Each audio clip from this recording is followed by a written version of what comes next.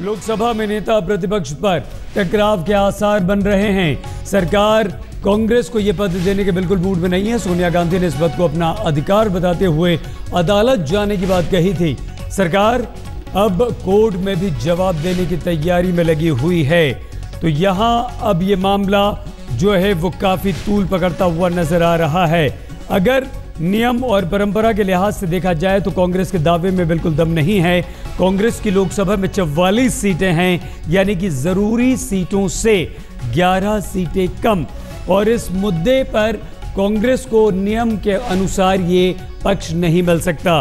लेकिन कांग्रेस ने साफ तौर पर यह कह दिया है कि वो अदालत जाएगी। सोनिया गांधी ने कहा था कि अगर हमें नेता प्रतिपक्ष का पद नहीं मिलता है तो हम अदालत जाएंगे। आइए इस वक्त हम आपको सीधे लिए चलते हैं हमारे वरिष्ठ सहयोगी जावेद अंसारी के पास, जो इस खबर पर और जानकारी के साथ हमारे साथ हैं। जावेद, अब क्या ये टकराव की स्थिति किस तरफ जाती हुई दिखाई दे रही है? क्या नियम और परंपरा के लिहाज से ये पद कांग्रेस को जाएगा या नहीं जाएगा, या अब इसका फैसला अदालत में होगा? जावेद, देखिए, ये कांग्रेस को जाएगा या नहीं, इस पे दो मत हैं। कुछ लोगों का मानना है कि सिंगल लार्जेस्ट ऑपोजिशन पार्टी होने के तहत इनको ऑटोमेटिकली मिलना चाहिए। भारतीय जनता पार्टी के लोगों का ये कहना है कि रूल बुक में ये क्लियरली कहा गया है कि अगर 10% हाउस की स्ट्रेंथ से 10% से कम अगर मेंबर होते हैं किसी पार्टी को, तो उसको लीडर ऑफ द ऑपोजिशन का स्टेटस नहीं मिल सकता। अभी एक पॉलिटिकल झगड़ा हो गया है। भाजपा ने अपना मन बना लिया, सरकार ने।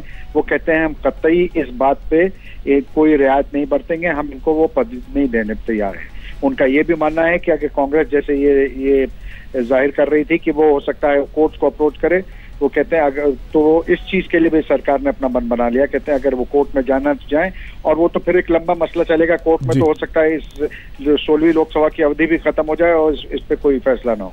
जावेद, लोकपाल, सीवीसी, सीबीआई, इन्हें चुनने वाली जो कमेटी होती है उसमें नेता विपक्ष की भागीदारी जरूरी है। तो क्या अब हम ये माने कि 10% सांसद कांग्रेस के नहीं हैं और इन तमाम महत्वपूर्ण संवैधानिक पदों पर चुनने के लिए नेता विपक्ष का होना जरूरी है? तो क्या ये एक संवैधानिक संकट की तरफ मामला जाता हुआ हमें दिखाई दे रहा है?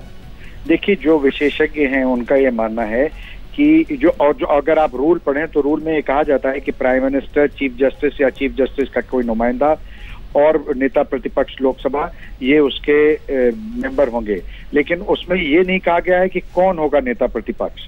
वो अज्यूम करती है रूल की नेता प्रतिपक्ष होगा। लेकिन एक ऐसी सिचुएशन में जहां 10% से कम लोग हैं और कोई नेता प्रतिपक्ष नहीं है, बहुत विशेषज्ञों का मानना है कि टेक्निकली गवर्नमेंट फिर भी जाके ये नियुक्ति कर सकती है। पॉलिटिकली और मॉरली ये कितना करेक्ट होगा एक दूसरी बात है, but purely technical point of view से गवर्नमेंट जाके ये नियुक्तियां कर सकती है। ये बात अलग है कि जो भी फिर जिसकी भी नियुक्ति होगी वो एक शक के दायरे में होगा, क्योंकि हमेशा फिर लोग ये कहेंगे कि देखिए ये तो सरकारी पक्ष ने जानबूझ के इनको सिर्फ ये उनका ही आदमी है, उनका ही बनाया हुआ है।